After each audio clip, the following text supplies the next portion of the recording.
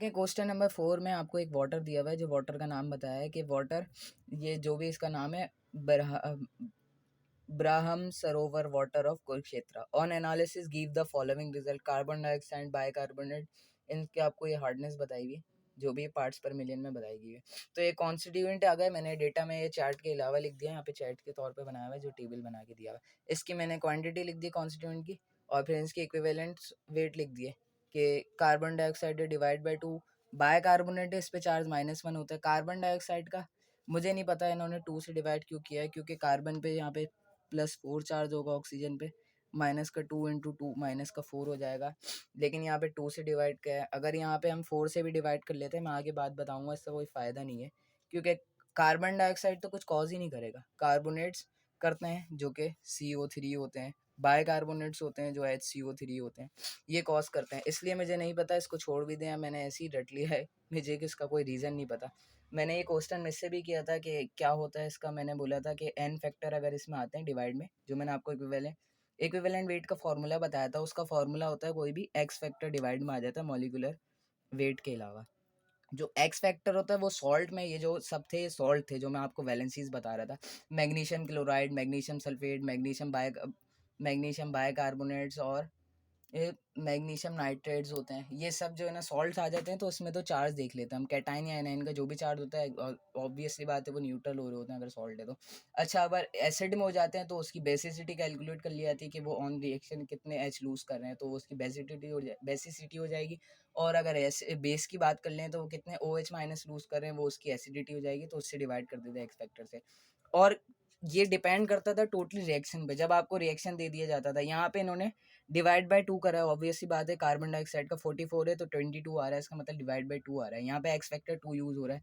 तो मैंने ये नोट किया था कि अगर यहाँ पे वाटर के अंदर जाहिर सी बात है OH माइनस साइंस होंगे, लाजमी सी बात है, तो कार्बन डाइऑक्साइड OH माइनस के 2 फैक्टर से डिवाइड हो रही है। ये जो था ना, ये कितने कंज्यूम हो रहे हैं, इससे इसको एक्स फैक्टर कहते हैं। तो डिवाइड बाय 2 अगर हो रहा है तो 2OH माइनस यूज़ हो रहे हैं, तो 2HO माइनस यूज़ हो रहा है, तो ये कार्बोनेट्स में जा रहा है और वाटर में जा रहा है। अगर ये कार्बोनेट्स में जा रहा है तो ये टेम्परेरी हार्डनेस कॉज करेगा।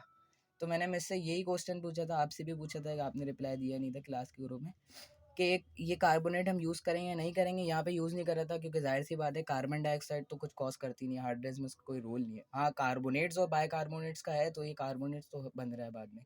खैर, फिर इसमें कैलकुलेट नहीं किया गया था, इसलिए मिस ने भी ये खुद क्रॉस लगा के दिया था। तो ये मुझे समझ में नहीं आया ये 2 से डिवाइड क्यों करा, हालांकि इसको 4 से डिवाइड होना चाहिए था। खैर, इसका कोई यूज़ नहीं है, तो आगे देख लेते हैं। बाइकार्बोनेट्स में -1 चार्ज है, तो टोटल इसका 61 हो जाएगा और डिवाइड बाय 1 हो जाएगा। कैल्शियम +2 है तो डिवाइड बाय 2 हो जाएगा। इसी तरीके से मैग्नीशियम। फिर equivalent weight of carbon dioxide जो था, कैल्शियम कार्बोनेट था, सॉरी, इक्विवेलेंट का फॉर्मूला ये था, मैंने आपको बता दिया। 50 भी इसका इक्विवेलेंट वेट होता है, तो 100 डिवाइड बाई 2, क्योंकि कैल्शियम एक डाइवेलेंट है।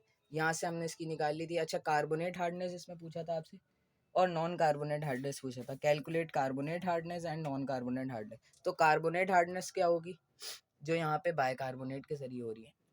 तो हमने ये निकाल ली थी, कितनी आ रही थी, जो कि इसको नाम दिया था मैंने बी का।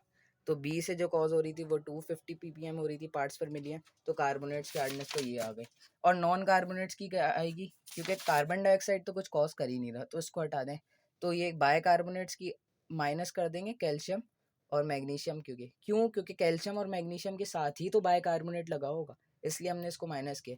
क्यों, क्योंकि मैग्नीशियम में तो यहाँ हमने काउंट कर लिया, यहाँ पे मैग्नीशियम या कैल्शियम कुछ भी हो सकता है, कोई सा भी बार कोड। जब हम दोनों को सम करेंगे तो उसके अंदर सब आ जाएंगी जो जो इन डाइवेलेंट से कॉज हो रही है हार्डनेस। तो जाहिर सी बात है उसमें से हम इसको बाइकार्बोनेट भी तो माइनस करना है, क्योंकि हम कार्बोनेट्स की निकाल ली है, हमें सिर्फ नॉन कार्बोनेट्स की निकालनी है, जिसमें नॉन कार्बोनेट शामिल ना, जिसमें कार्बोनेट शामिल ना हो। तो C+D कर देंगे 200 और 200 जो थी, और उसमें से 250 माइनस कर लेंगे तो 150 आ जाएगी, हमारे पास आंसर आ जाएगा।